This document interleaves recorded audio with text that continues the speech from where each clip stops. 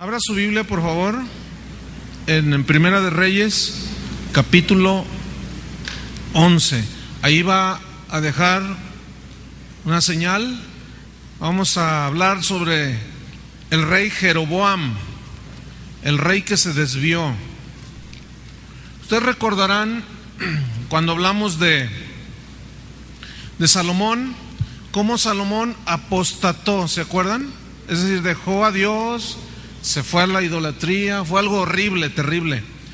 Y a raíz de la apostasía de Salomón, provocó que Israel se dividiera en dos: el reino de Israel y el reino de Judá. Y Roboam, del cual ya hablamos el jueves pasado, Roboam, el rey inexperto, este fue el primer rey de Judá. Ahora yo les voy a hablar de Jeroboam, que fue el primer rey de Israel, y los dos fueron contemporáneos. Uno estaba en un reino y otro en otro. Esto nos enseña un principio, que la división no trae nada bueno. Es mejor reconciliarse siempre. Y este Roboam era hijo de Salomón, y por herencia él debía de recibir el reino, pero como se dividió, Jeroboam fue el primer rey de Israel. Y repito, y Roboam no es el mismo, son diferentes. Fue el primer rey de Judá. Bien, este Jeroboam era hijo de otro señor, ahorita vamos a ver cómo se llamaba.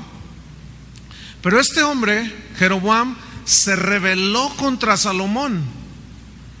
Aunque él se había desviado, él se rebela contra Salomón.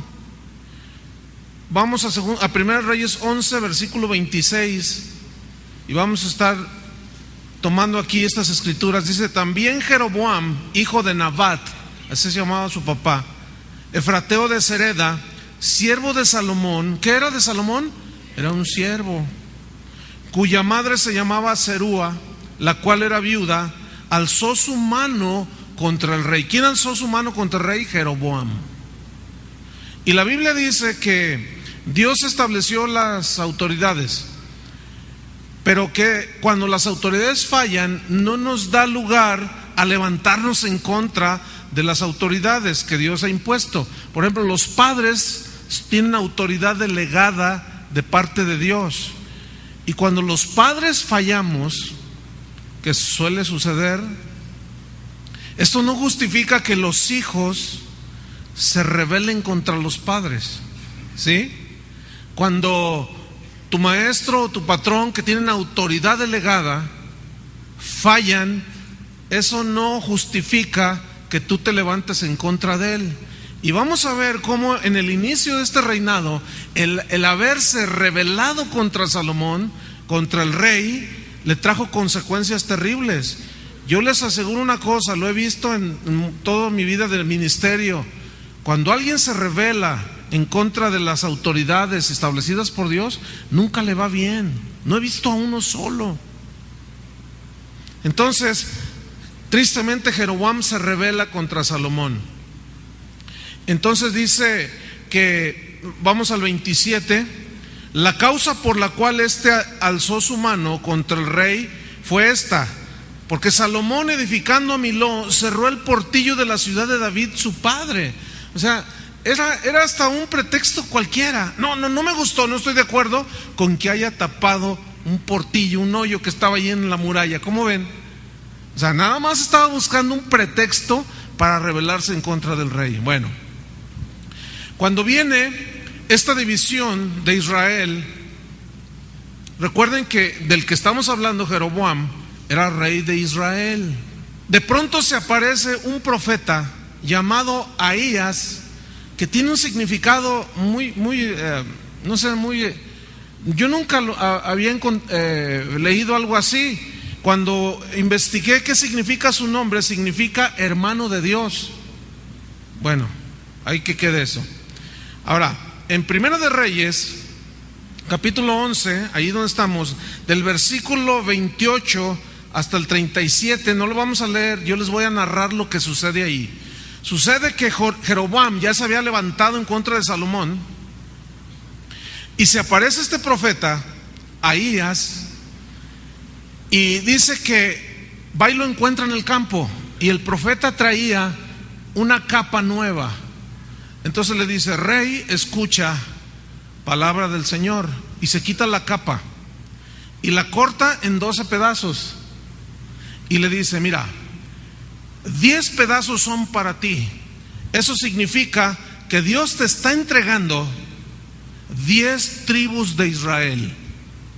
Y él dice, y a Salomón y a Roboam, dice: a Salomón yo le voy a preservar la estirpe, la herencia, y le da el reino de Judá, le da un pedazo, 2 pedazos, porque quedó con Benjamín. Bueno, esto que hizo Dios aquí por medio del profeta, Jeroboam dice: Dios me está entregando esto. Sí, Dios se lo estaba entregando, pero yo quiero que notemos una cosa. En el versículo 33, no lo necesitan ver, yo se los voy a narrar. La razón por la cual se divide el reino es porque Salomón empezó a adorar ídolos, ¿se acuerdan? Las mujeres lo desviaron. Entonces, en el versículo 36, ahora sí vamos a leer: y a su hijo daré una tribu, está hablando aquí ya de Salomón, para que mi siervo David tenga lámpara todos los días de delante de mí en Jerusalén, ciudad que yo me elegí para poner en ella mi nombre. Yo pues te tomaré a ti, y tú reinarás en todas las cosas que deseare tu alma, y serás rey sobre Israel. Ahora, cuando Dios escoge a alguien, eso no garantiza el éxito en la encomienda que Dios hace. Siempre Dios dice algo como lo que le dijo en el versículo 38, y le dice a Jeroboam: tú vas a reinar sobre Israel, el reino está dividido. Si prestares oído a todas las cosas que te mandare, y anduvieres en mis caminos, e hicieres lo recto delante de mis ojos, guardando mis estatutos y mis mandamientos, como hizo David mi siervo, yo estaré contigo, y te edificaré casa firme, como la edificaré a David, y yo te entregaré a Israel. Fíjate, aquí Dios le está haciendo una promesa. Si él rectifica sus caminos, camina con Dios, obedece a Dios, pero ya cada quien, es lo mismo que hace Dios con nosotros. Las mismas promesas que yo leo, que las aplico para mí, son las mismas que son para ti. Y las que tú lees allí en la Biblia, que dices: ay, qué bonita palabra, esa es para ti, pero también es para mí. Pero el hecho de que Dios nos dé promesas así nada más por dárnosla, no garantiza que vamos a tener éxito en la encomienda que Dios nos está dando. ¿De qué depende el éxito? De la obediencia. Digan todos: de la obediencia. Ok, sigamos adelante. En el versículo 39, fíjate lo que dice en el 39. Salomón trata de matar a Jeroboam y huye dice en el 39: y yo afligiré a la descendencia de David a causa de esto, o sea, del pecado de Salomón, mas no para siempre. Fíjense el versículo 40: por esto Salomón procuró matar a Jeroboam, pero Jeroboam se levantó y huyó a Egipto, a Sisac rey de Egipto, y estuvo en Egipto hasta la muerte de Salomón. Miren, ¿cómo está? ¿Cuál es la condición espiritual de Salomón en ese momento? Mal. Él terminó adorando los ídolos, se terminó olvidándose de Dios. Su corazón ya no estaba con Dios. Entonces, esa sabiduría que Dios había puesto en su corazón se esfumó, porque se desvió y empezó a obrar en sus propias fuerzas. Antes Dios vencía a sus enemigos, ahora él tenía que perseguir a sus enemigos en su propia fuerza. Cuando tú tratas de vengarte por ti mismo, es porque o has dejado a Dios o no estás permitiendo que Dios haga las cosas. ¿Me estoy explicando? Entonces Salomón, cuando escucha que Dios reparte Israel, no le gustó a Salomón. Mira, idólatra, desobedeció, se desvió, y cuando Dios empieza a repartir a otros, él se pone celoso, envidioso, inseguro. Y ese corazón sabio que él tenía, fíjense hasta dónde se derribó. Dice, lo voy a matar. ¿Qué decía la ley? No matarás. Mira, cuando alguien ya no tiene comunión con Dios, ya no le importa la palabra de Dios. Empieza a hacer lo que su mente y sus instintos naturales comienzan a dictarle. Y esa es la peor situación en la que una persona puede estar. Seguimos adelante. Jeroboam huye, y cuando muere Salomón, llega y toma las 10 tribus de Israel y comienza a reinar. Pero resulta que comienza a pervertir al pueblo y a la gente que Dios le dijo: mira, estas 10 tribus eran miles de familias, te las pongo en tus manos, camina conmigo, obedéceme a mí y yo te voy a bendecir, Jeroboam. Yo voy a poner mi mano sobre ti y a tus enemigos los derrotaré, no te faltará nada, serás prosperado. Pero Jeroboam, ¿qué hizo Jeroboam? La Biblia dice que nosotros, estas cosas se escribieron para que nosotros aprendamos. ¿Cuántos quieren aprender? Ok, entonces vamos a ver qué hizo Jeroboam. En 1 Reyes 12, vamos hasta el capítulo 12, en el versículo 25, perdón. 1 Reyes 12, 35. Hay un título ahí en mi Biblia, dice: el pecado de Jeroboam. Dice: entonces reedificó Jeroboam a Siquem en el monte de Efraín, y habitó en ella, y saliendo de allí reedificó a Penuel. Aparentemente las cosas iban bien porque él estaba edificando, ¿sí? Versículo 26. Y dijo Jeroboam en su corazón. Yo quiero que note esta frase. ¿Le dijo a Dios o se dijo a sí mismo? Dijo en su corazón. ¿Qué dijo? Ahora se volverá el reino a la casa de David. Si este pueblo subiere a ofrecer sacrificios en la casa de Jehová, que está en Jerusalén, porque el corazón de este pueblo se volverá a su señor Roboam, rey de Judá, y me matarán a mí, y se volverán a Roboam, rey de Judá. ¿Está entendiendo? Uno rey de Israel, otro rey, Roboam, rey de Judá. Ok, ¿cuál es la situación aquí del corazón de Jeroboam?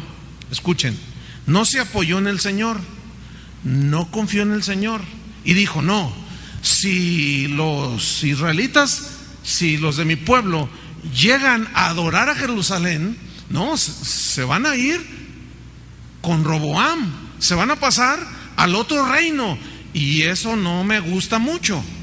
Y ahí está otra vez la inseguridad, los celos. Yo quiero decirte algo muy importante.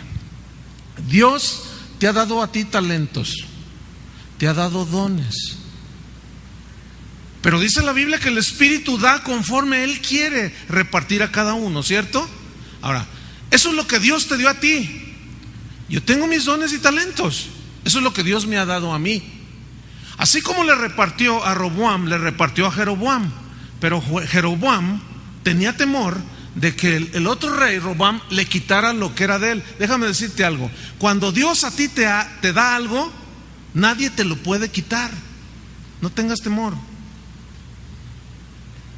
Pero tampoco tú tienes el derecho de tratar de quitarle al otro lo que Dios le dio. No anheles el don que ves en aquel o en aquella.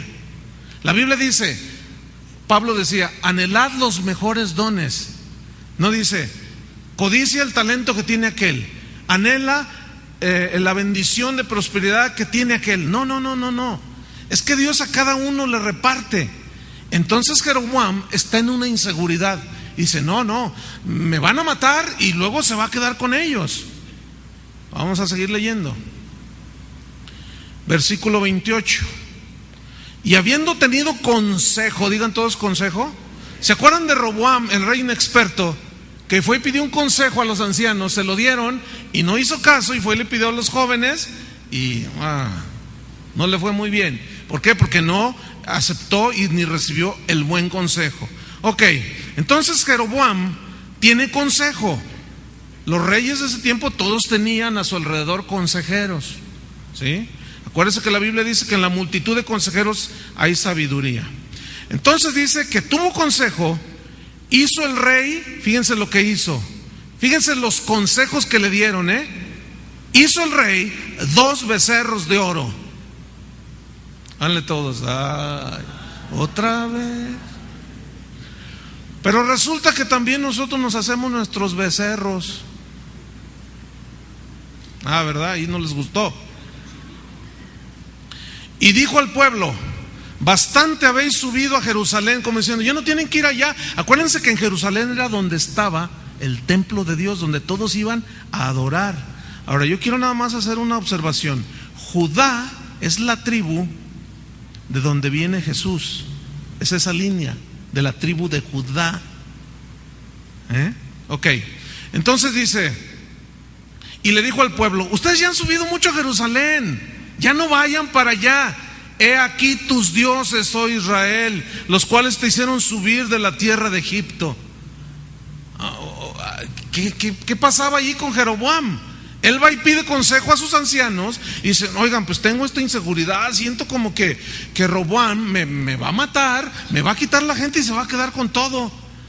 Y fíjense el consejo que le dicen estos: mira, está fácil la cosa, hazte 2 becerros de oro y diles: Israel, aquí están tus dioses. Y esto me recuerda lo que vimos el jueves pasado de los buenos consejos y los malos consejos. ¿Han leído a Job? De cómo le vinieron calamidades, enfermedades, sufría, y su esposa lo miraba y decía: ¿cómo tú guardas tu integridad con Dios? Y él decía: no, pues Dios me dio, Dios me quitó.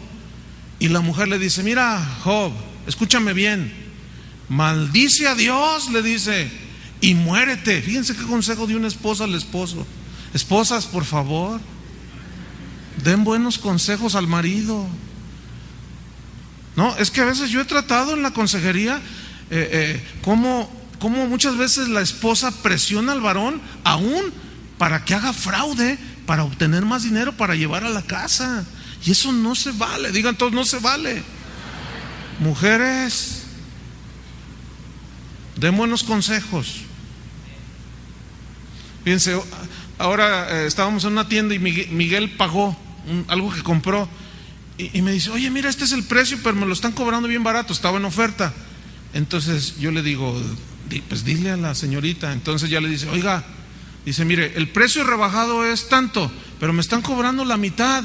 Dice: no, es que este es el precio, está más rebajado todavía. Qué bueno. Entonces yo ahí aproveché y hablé fuerte y le dije: yo pensaba que ya no había hombres íntegros. Y luego volteé a la muchacha que estaba en la caja y me dice: ¿y usted le iba a decir? No le digas, ¿verdad? O sea, ella no nos conocía a nosotros. Yo ya le había dicho a él: dile a la señorita. O sea, fíjense el pensamiento de ella, fíjense el pensamiento de nosotros. Yo le pude haber dicho a él: así déjalo.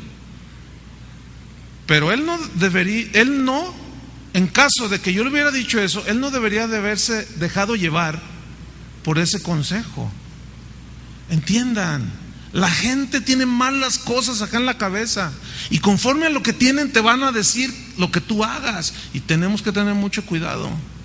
Pues Jeroboam le dijeron: hazte 2 becerros, y ahí va y hace 2 becerros. Fíjense nada más. Seguimos leyendo. Dice en el versículo 29: y puso un becerro en Betel y el otro en Dan. Fíjate el 30: y esto fue, ¿qué? Causa de pecado. ¿Qué es el pecado? ¿Qué causa el pecado? Separación de Dios. Dios voltea su rostro, porque el pecado no tiene que ver nada con el Dios santo al que servimos. Y eso fue causa de pecado. porque el pueblo, dice, iba a adorar delante de uno hasta Dan, y se postraban delante del becerro eso. Hace un rato nos postramos delante de ¿quién? No fue delante de nadie más. Este lugar es un lugar de adoración de Dios. Probablemente alguien diga, pero no lo veo, no tiene ni una cruz, no tiene nada. Dios es espíritu. Dios no es producto de la imagen de los hombres para darle forma y decir, Israel, estos son tus dioses, como dijo Jeroboam. Nosotros adoramos a Dios en espíritu, porque Dios es espíritu.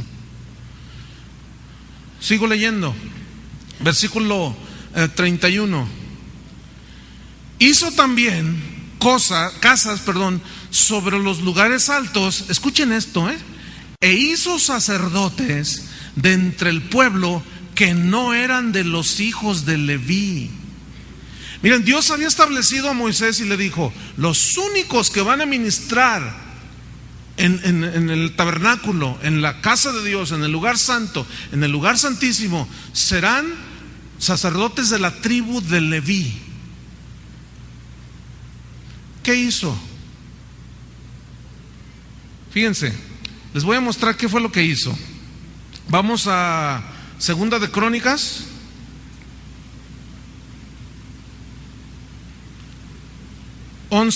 Pongan una señal aquí, en Primera de Reyes. Vamos a Segunda de Crónicas 11:13. Está adelantito. Son las mismas historias, Crónicas, Primera y Segunda de Crónicas, Primera y Segunda de Reyes, pero en algunas da unos detalles que otros no dan.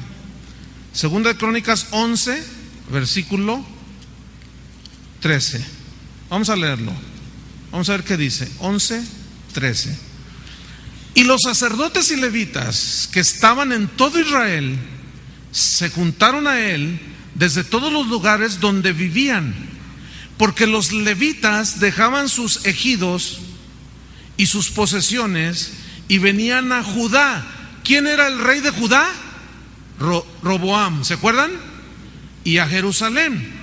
Pues Roboam, del que estamos hablando ahora, el rey que se desvió, y sus hijos los excluyeron del ministerio del Señor. ¿A quién excluyeron?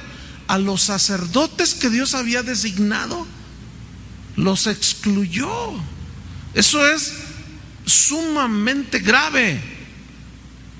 Vamos otra vez a Primera de Reyes. ¿Qué fue lo que hizo Jeroboam con la ordenanza de Dios? Menospreció la palabra de Dios, lo mismo que Saúl. Escuchen, hermanos, cuando Dios te hable, cuando Dios nos hable, no menospreciemos la palabra de Dios, porque estás en un gravísimo peligro. ¿Cómo es menospreciarla? Hacer a un lado lo que Dios dijo para hacer lo que tú quieres. Eso fue lo que hizo Jeroboam. Pues sí, la ley dice que los levitas son los que deben administrar, pero no quiero, yo no quiero, yo soy el rey y aquí yo mando. Si viera cuántos líderes de la iglesia cristiana dicen esa frase. Aquí yo soy el pastor y al que le guste bien y al que no, no, y aquí solamente yo y aquí yo. Y hacen y deshacen y tiran por la ventana la Biblia y empiezan a hacer sus rollos. Por eso se enseñorean de la gente, porque al apartarse de Dios comienzan a pastorear en las fuerzas del hombre, y por eso no hay efectividad. Y como nos enseñó Miguel, su hacha no tiene filo y es un cuchillo de palo, y nomás está golpeando y golpeando y no pasa nada. Seguimos leyendo en Primera de Reyes 12. Estoy en el versículo 32. ¿Se acuerdan cuando Jesús dijo: ustedes han invalidado la palabra de Dios por vuestra tradición? ¿Se acuerdan? Vamos a leer el 32. Entonces instituyó Jeroboam O sea, se le vino a la cabeza e instituyó Jeroboam fiesta solemne en el mes octavo, a los 15 días del mes, conforme a la fiesta solemne que se celebraba en Judá, y sacrificó sobre un altar. Así hizo en Betel también, ofreciendo sacrificios a los becerros que había hecho, los becerros de oro. No ofreció a Dios becerros, sino a los becerros de oro les ofrecía sacrificios. Estoy en el 32. Ordenó también en Betel sacerdotes para los lugares altos que él había fabricado. 33. Sacrificó pues sobre el altar que él había hecho en Betel a los 15 días del mes octavo, el mes que él había inventado de su propio corazón. ¿Ven?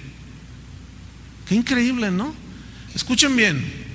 Probablemente la mayoría de ustedes dice: bueno, yo soy una oveja del Señor, yo estoy aquí aprendiendo de Dios. Sí, pero tú no sabes, la mayoría de ustedes no saben qué futuro tiene Dios para ti en la obra. Si yo le pregunto a Miguel, a Julio, a muchos que se sirven aquí ahora, ¿tú pensabas que un día ibas a servir a Dios? Yo nunca pensé que iba a servir a Dios como estoy sirviéndolo. Yo amaba a Dios y yo quería hacer cosas para Dios, pero nunca como lo estoy haciendo. Pero Dios ya tenía en su mente, en su corazón. ¿Qué le dio a Jeroboam? Las 10 tribus, y les dijo: pastoréamelas. Si tú caminas conmigo, yo te voy a bendecir. Tiene las tribus y empieza con sus inseguridades. No, si ponen una iglesia ahí enfrente, se me van a ir. Si vieran cuánto de eso hay, se me van a ir. No, mejor me lo echo, mejor lo mato, mejor lo desaparezco del mapa. Y empezó a deshacer y hacer a un lado la palabra de Dios, y comenzó ¿a qué? A inventar, fíjense, rollos que se le venían a la cabeza y a su corazón. Comenzó a inventar. No iba y consultaba el libro de Dios, el manual del fabricante, no, sino que comenzó a inventar. Escuchen bien, nunca en lo que yo tenga de vida y usted y esta congregación siga adelante y ustedes sigan aquí, les voy a dejar de decir que tenemos que ser gente de la Biblia, que la palabra de Dios, hermanos, ese es el tesoro para nosotros. Sin consultar la palabra de Dios estamos perdidos, perdemos la brújula, se nos va la onda y nos volvemos locos como varios de esos reyes por dejar a Dios. Hoy es triste decirlo, pero hay iglesias que han dejado a un lado la Biblia para tener como libro de lectura un libro. Y algunos de esos libros están bien, pero no podemos sustituir la misma palabra de Dios por un libro que escribió un hombre que tiene sabiduría. Es como si yo escribo un libro y es un libro sustancioso y está bueno el libro, tiene buen mensaje, buena palabra, y Miguel tiene una iglesia, entonces él lee ese libro y dice: esto es lo que necesitamos, y cierran la Biblia y dicen: de aquí en adelante vamos a estudiar nada más este libro. Eso es algo que está sucediendo hoy, hermanos. Hay un libro que está buenísimo, yo lo reconozco, se llama, ¿cómo se llama? El de Warren, Iglesia con propósito, Vida con propósito. Está buenísimo ese libro, pero déjeme decirle una cosa: no lo sustituya por la Biblia. ¿Me entendió? Porque algunos ya lo empiezan a hacer. Yo he tratado esos asuntos, hermanos, aquí con amigos, con pastores en la ciudad. Y un copastor vino a decirme: pastor, dame un consejo. Yo no te puedo dar un consejo porque te voy a meter en problemas. Dice: es que lo necesito, por favor, me rogó. Yo suelo respetar, ¿me entiende? ¿Por qué? Porque así debe de ser. Yo no puedo decir algo que el otro pastor está diciendo. Dice: es que, mire, nada más quiero saber si mi corazón está incorrecto o no, porque tenemos ahora este libro, ese que yo acabo de mencionar. Dice: y la Biblia ya no la leemos. y cada domingo leemos este libro. ¿Cuál es su opinión? Yo le dije, ahí sí te puedo opinar, no es correcto. No podemos dejar a un lado los pensamientos de Dios puros, que es la Biblia, y sustituirlos por pensamientos que estén más o menos, porque no es la palabra de Dios. Son buenos libros, pero así como hay buenos libros, también hay malos libros. Entonces el problema no está en el que escribió ese libro, sino en nosotros los pastores, que al no saber sacar lo que aquel hermano le sacó para escribir un manual sintetizado, que ha sido de mucha bendición para mucha gente, pero muchos no saben cómo ubicarlo. No sé si me estoy explicando. Jamás podemos sustituir, hermanos, la palabra de Dios por los libros. Mire, si usted va a mi biblioteca, tengo libros por todos lados. Aquí por todos lados de mi casa tengo un montón de libros, hermano. Pero la Biblia, hermano, es mi libro. La Biblia es mi libro. Y a mí me gusta leer de todo. Es más, a veces leo hasta los filósofos, Platón y todo ese tipo de gente. Usted dirá, ¿por qué? ¿Para qué? Yo tengo que saber muchas cosas para saber cómo contrarrestar las corrientes del mundo. Y hay libros que no me gusta leer, pero tengo que leerlos. Pero ¿sabe qué hago? Los leo y pongo la Biblia a un lado. A ver, esto dice fulanito. A ver, por ejemplo, estoy leyendo uno que escribió un cristiano, fíjese, y dice el libro: si tú te conformas con lo que tienes, eres un mediocre. Si te conformas con el carrito que tienes, la casilla que tienes, la ropilla que tienes, eres un mediocre. Dios te quiere hacer rico. Dios quiere que tengas la mejor casa del barrio. Dios quiere que tengas el mejor auto que haya. Dios quiere que tengas una cuenta enorme en el banco. Y si tú te conformas con lo que tienes, eres un mediocre. Pues eso suena bien. Y a la carne, pues le encantaría tener un montón de lana. ¿Sí o no? Pero agarro mi libro favorito y lo comparo. A ver, esto dice el hermano Austin, pero vamos a ver qué dice el hermano San Pablo. Y hablo 1 Timoteo, y dice: pero gran ganancia es la piedad acompañada de contentamiento. Nada trajimos a este mundo y nada vamos a llevarnos. De manera que, teniendo sustento y abrigo, estemos contentos con esto. Porque el que quiere enriquecerse cae en tentación y lazo. Yo digo, pobre mediocre de Pablo. Me quedo con el hermano Joel Austin. Hermanos. Eso está sucediendo en la iglesia cristiana. Y yo de aquí en adelante no me voy a tener, yo voy a decir nombres, porque ya basta de que, pues por ahí un hermano dijo, por ahí otro hermano hizo. No. Que sepan ustedes quiénes son los que están torciendo la fe del pueblo. ¿Me está entendiendo? Dice aquí que Jeroboam, no dice, por ahí hubo un reyesito que torció. Dice Jeroboam, y yo voy a decir lo que tenga que decir, hermanos. Así debe de ser, ¿verdad, hermano?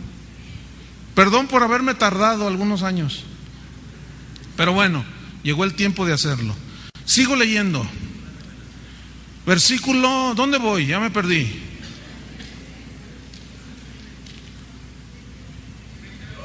32, aleluya. Ok, dice que él fabricó altares, puso allí sacerdotes que no eran. Versículo 33. Sacrificó pues sobre el altar que él había hecho en Betel a los 15 días del mes octavo, el mes que él había inventado de su propio corazón, e hizo fiesta a los hijos de Israel y subió al altar para quemar incienso. Les hizo fiesta al pueblo, y el pueblo bien contento, bailando la Macarena. Dice aquí que inventó de su propio corazón. Digan todos, ¿inventó? De su propio corazón. Ahora Dios te dice a ti, no inventes de tu propio corazón. No inventes de tu propio corazón. Porque dice Jeremías que el corazón es perverso. engañoso, dice, es el corazón y perverso. ¿Quién lo conocerá? Por eso, cuando Salomón funcionaba,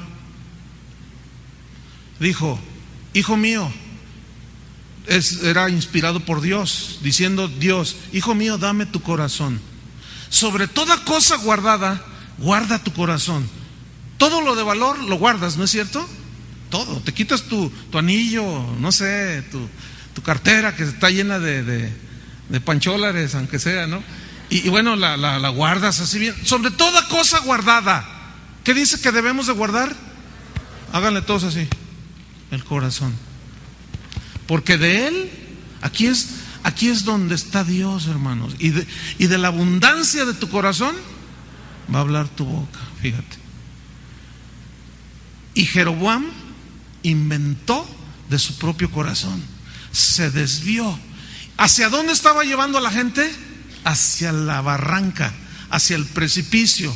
Este rey estaba de esa manera. Viene la reprensión de Dios, viene la disciplina de Dios.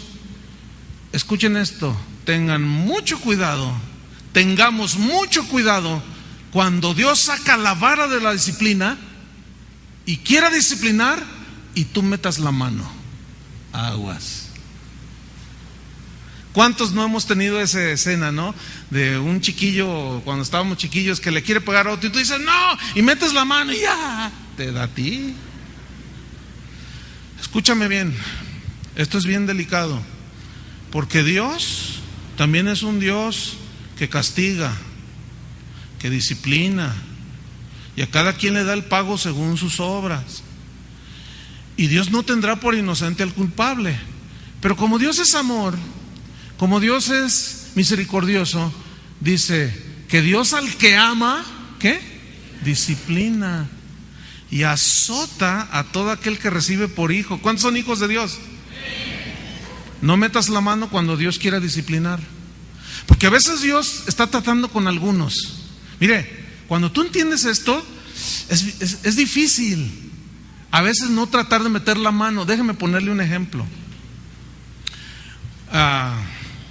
Obviamente aquí no digo nombres, porque ustedes entienden la situación, ¿no? Lo voy a poner de esta manera. Un cristiano en cierta iglesia por ahí era de esos que le gustaba pedir dinero prestado. Y bueno, a veces hay necesidades, pero tenía una mala costumbre de no pagar. Entonces, el pastor le llamó la atención y dijo: sí voy a pagar, pero no obedecía, no hacía caso.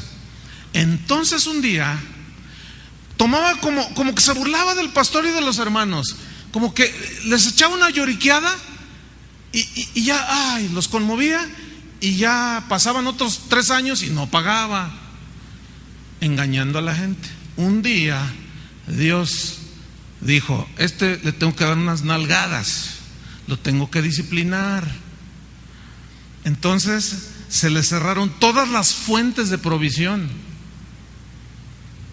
Le estoy hablando alegóricamente, pero a mí me tocó ver eso.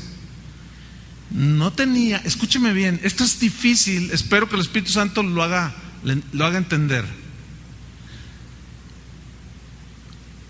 No tenía, y yo me di cuenta que no tenía, y yo metí mi mano para ayudarle.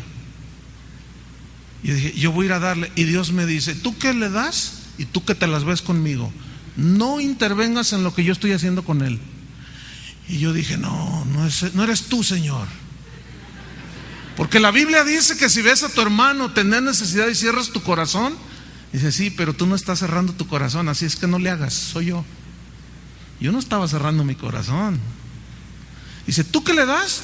Y yo que me las arreglo contigo. Mete la mano en la disciplina que quiero dar, y a ti te va a tocar también. Me costó mucho trabajo. Ahora, yo espero que entiendan esto de parte de Dios, porque a veces Dios trata con algunos de nosotros y metemos la mano. Vean, dice en el capítulo 13,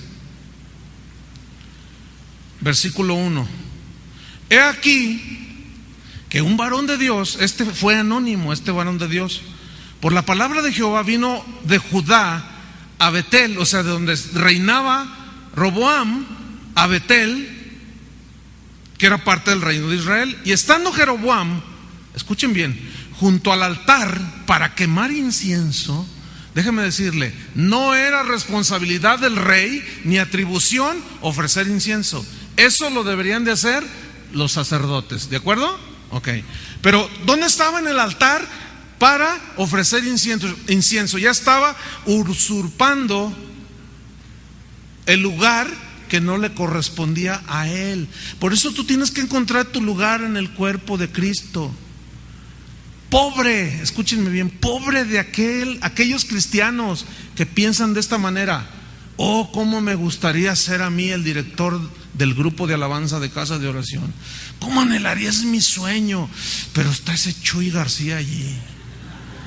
No, ustedes se ríen y Dios quiere que no haya eso aquí en el corazón de nadie, pero es común, hermano, en las iglesias y en el corazón de muchos cristianos.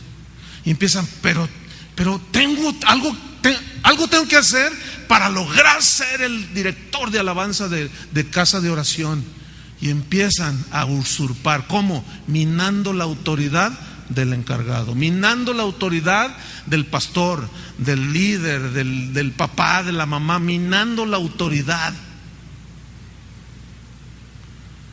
Hay gente que quiere tomar el lugar de los papás.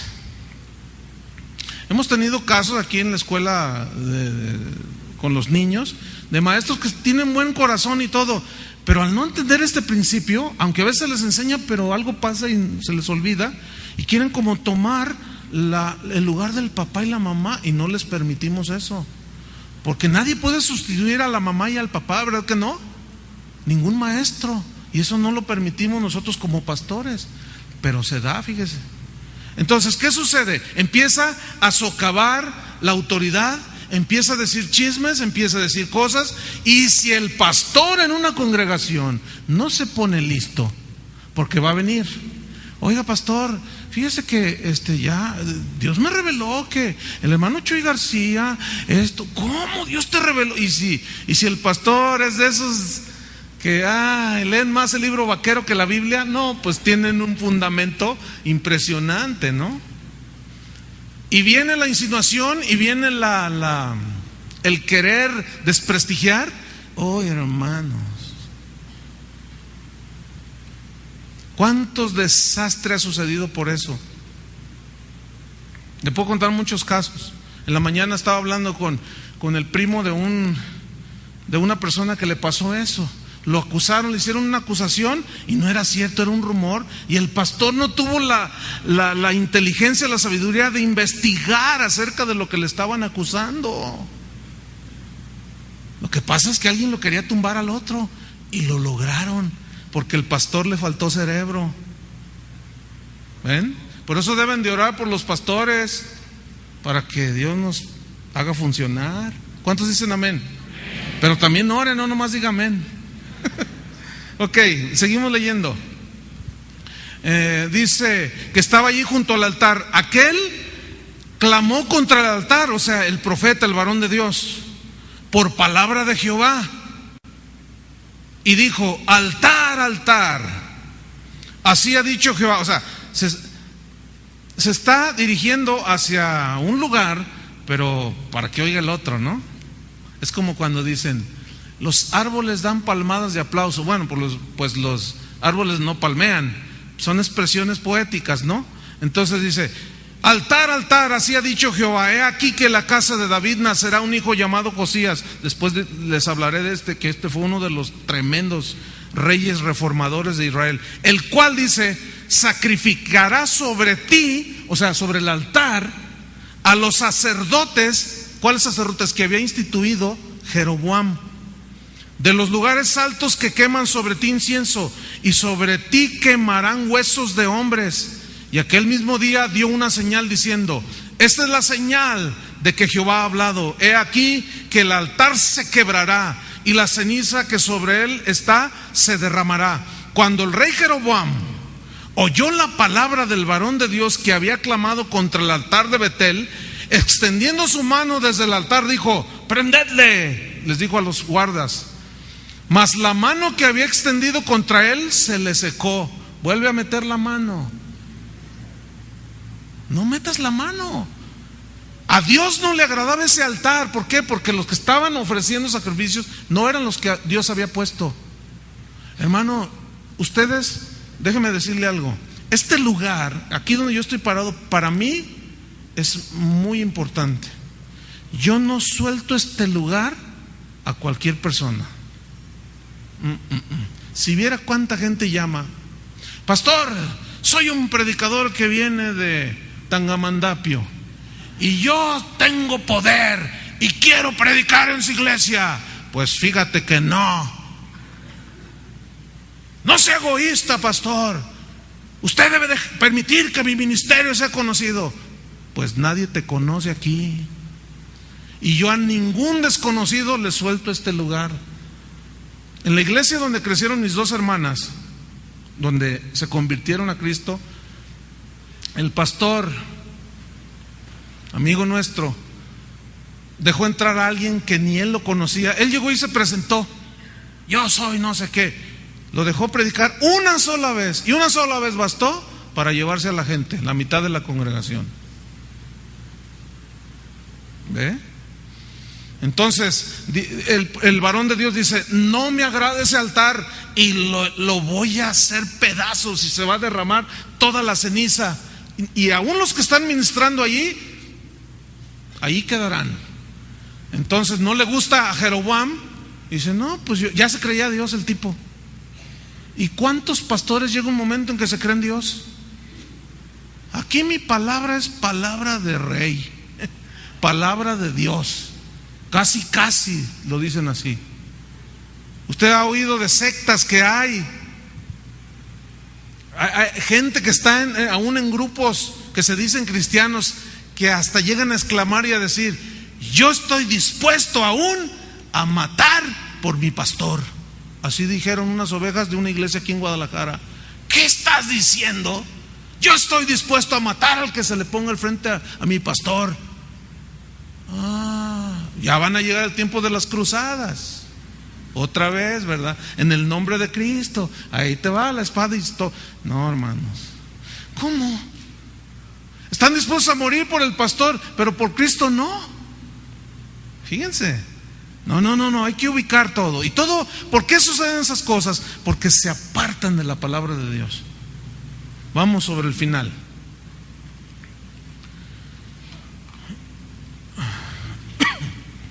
¿Dónde estoy? Bueno, ahí en el 4 nada más quiero recalcar esto. Cuando les dice: prendedle, él extendió la mano contra él y se le secó y no la pudo enderezar. Wow, fíjate, en realidad Dios quería destruir todo lo que había hecho Jeroboam, y guardarlo a él para que tuviera una reacción, y Dios meter la mano duro, pero él mete la mano y se le seca. Pero fíjense lo que dice el versículo 5: y el altar se rompió y se derramó la ceniza del altar, conforme a la señal que el varón de Dios había dado por palabra de Jehová. Ahora fíjense el versículo 6, fíjense la mentalidad de este rey. Entonces respondiendo el rey dijo al varón de Dios: te pido que ruegues ante la presencia de Jehová tu Dios. Le dice tu Dios porque pues ya mío no es. Te ruego, le dice, y ores por mí para que mi mano sea restaurada. Y el varón de Dios oró a Jehová. Fíjese, aquí hay otra lección bien importante. La Biblia dice: no devuelvas mal por mal. Así dice, ¿no es cierto? Sino el mal que te hicieren, tú regrésalo con un bien. ¿Cierto? Ustedes se han fijado que cada reunión, ya tenemos no sé cuántos años, 7, 8 años, no sé. Cada reunión, digan todos: cada reunión. Cada reunión oramos por un pastor, ¿se ha fijado? De la ciudad. Por años, hermano. No sé cuántas veces le hemos dado vuelta a la lista. Ayer vinieron 7 pastores de la ciudad. Y yo los recibí. El que quería hablar conmigo me dijo: oye, ¿puedo hablar contigo? Sí, cómo no. Y le quedamos una hora aquí. Y me llega con 7 pastores. Y entonces le dije: oye, me hubieras avisado que venías con tantos para tener sillas. No cabían ahí, tener agua o refrescos. Pero bueno, ahorita acomódense. Y dice: Chuy, es que mira, ellos te quieren conocer, saben que estás aquí. Son pastores que tienen iglesias de pocos años, 4 años, 5 años, 2 años, y bueno, prácticamente están empezando en su ministerio. Y dice un pastor: es que hemos oído muchas cosas malas de usted, pastor. Y como pues ya estoy acostumbrado a eso, es que mira, escúchame bien, nadie, y sobre todo en México, nadie te puede ver triunfar, porque luego te atacan. Y esto es en todos los ámbitos. Si eres un buen doctor, te van a atacar por la envidia. Siempre hay envidia, siempre hay celos. Si eres un buen abogado, los envidiosos, ¿sí? Y luego le compras una camioneta bonita a tu esposa, las vecinas te van a odiar. Así es la gente, hermanos. No pueden ver que Dios tiene su mano sobre ti porque te envidian. Eso es del corazón. Eso es del corazón. Y en el cristianismo, pues está formado por personas que, si nos dejamos llevar por lo que nos dicta el corazón, hermanos, no vamos a llegar lejos. Y me dice un pastor: es que hemos oído tantas cosas feas. Dice: pero no se preocupe, dice pastor, porque mi reflexión es esta. Bueno, pues tanto dicen de ese tal Chuy Olivares, ¿y por qué Dios lo bendice tanto? Dice: yo, mire, prefiero venir con usted, hablar con usted y preguntarle. Yo dije: te felicito, hermano. Le dije: pues aquí estoy. Lo que ustedes quieran preguntar, lo que yo pueda responder. Y empezamos a compartir. Y uno de ellos dice: ay, hermano, dice, es todo lo contrario a lo que a mí me dijeron. ¿Ve? ¿Y qué hizo este hombre? Vamos. Fíjate, estoy en el versículo 6. O sea, el profeta tenía celo de Dios. Y Dios le dice: ve y dile a este cuate que no quiero nada de lo que está haciendo.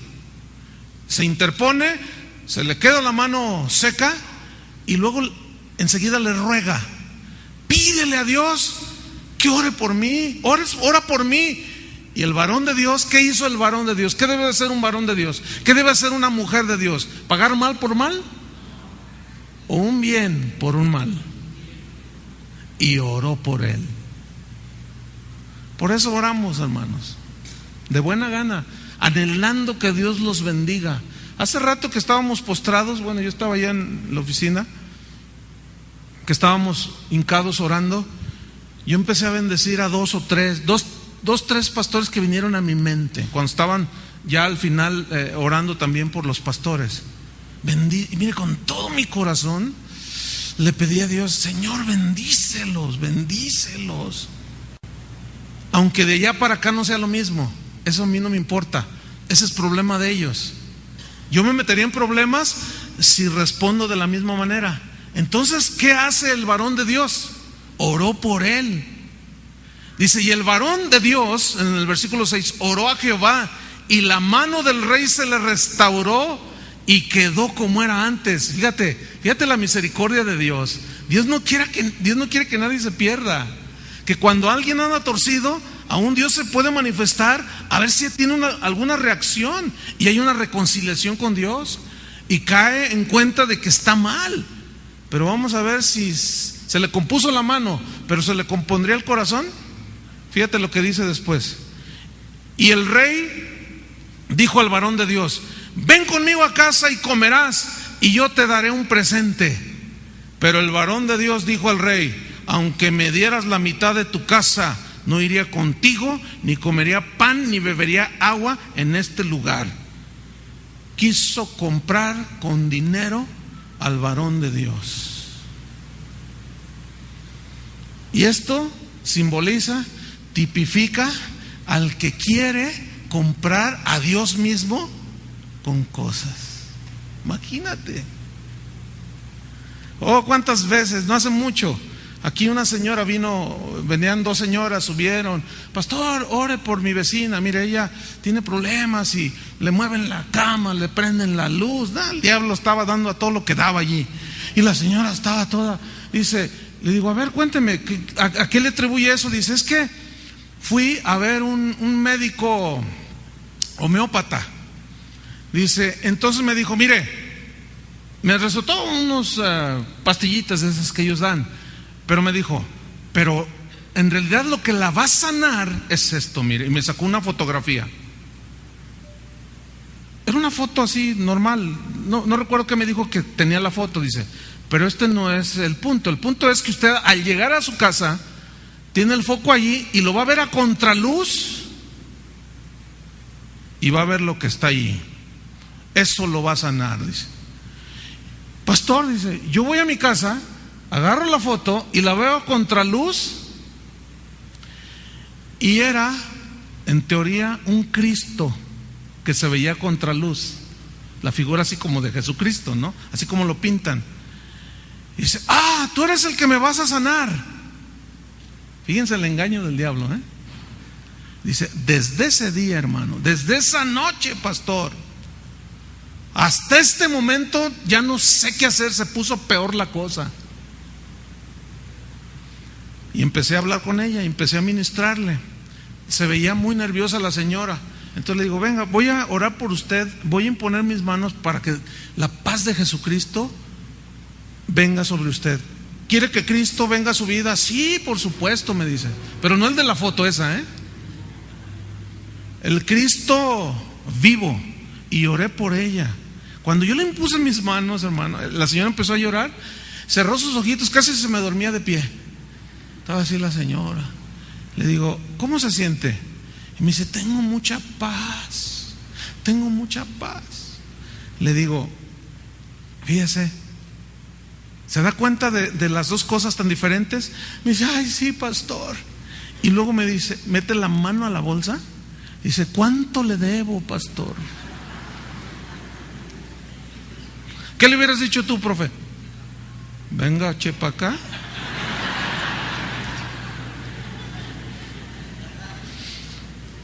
Hermano, cuando un siervo de Dios se deja comprar con dádivas y regalos, hasta allí llegó. Hermano, yo le puedo contar montones de veces que gente, yo sé que unos son emisarios de Satanás, han venido a querer comprarme con dinero, hermano. Siempre he rechazado eso, hermano. Mi esposa es testigo de una ocasión cuando me fueron a ofrecer el cielo y las estrellas, y ahí estaba, hermano, un hombre muy rico, cristiano. Chuy, vengo por ti para llevarte allá a Culiacán, por allí, ¿qué lado me quería llevar? Según él, Dios le había dicho. Dice, mira, tengo un terreno, era un hombre riquísimo, tengo el dinero para construir un templo, dijo él, para 1,000 personas, es como si ahorita dijeran para 10,000 en aquel tiempo. Dice, te voy a comprar un carro nuevo, te voy a regalar una casa nueva y te voy a dar 30,000 pesos mensuales. ¿Qué tal? ¿Te vienes o no te vienes? Fíjese nomás. Ya ve que hay un dicho ahí en el mundo que dicen, todos tienen su precio. ¿Ha oído eso? Entonces yo le dije, discúlpame, hermano, yo no estoy en venta, ni me alquilo. Dice, a ver, ¿qué te dan en esa casa de oración? Empezábamos, puro exmarihuano, no trabajaban. El único que más o menos allí estudiaban era Toño Ortiz y Chava Pardo. Los demás estaban, pero sí. Entonces, pues ¿qué me daban?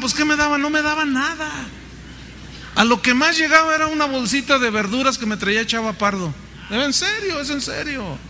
Y comíamos toda la semana zanahorias. Por eso veo bien.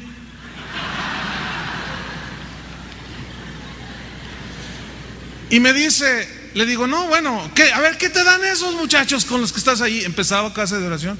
No, pues no, difícilmente sale ahí para un taco de zanahoria.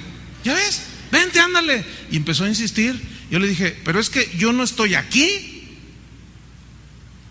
por la ganancia, ni por dinero. Dice, entonces dice, no me digas que no te gustaría tener lo que yo te estoy ofreciendo. Pues fíjese que no. Si Dios un día me lo da, que sea Él el que me lo da, no uno que quiere venirme a comprar. Que te vengas, me dice, que te vengas conmigo, ándale ya. Agarra, deja todos tus muebles aquí de tu casa, agarra la ropita que quieras y vámonos ya, ahorita. Y que estábamos sentados y que me levanto y le digo, salte de mi casa. ¿Qué? Largo de mi casa. Lo corrí, hermanos. Yo no soy prostituta para andarme vendiendo, ni prostituto. No lo soy, hermano. Y le estoy hablando de hace 23 años y tengo la misma convicción, hermano. La misma. Gracias a Dios no me ha movido nada de eso, pero muchos me han querido comprar. Y el varón de Dios que está anónimo ahí le dijo, ni aunque me des la mitad del reino me voy contigo, y ni a comer contigo. Y ahí nos vemos. No te vendas por nada, hermano. Que tu compromiso sea con Dios solamente. ¿Saben por qué estos últimos mensajes hablo como hablo? Con autoridad. ¿Sabe por qué? Porque no tengo compromiso con nadie.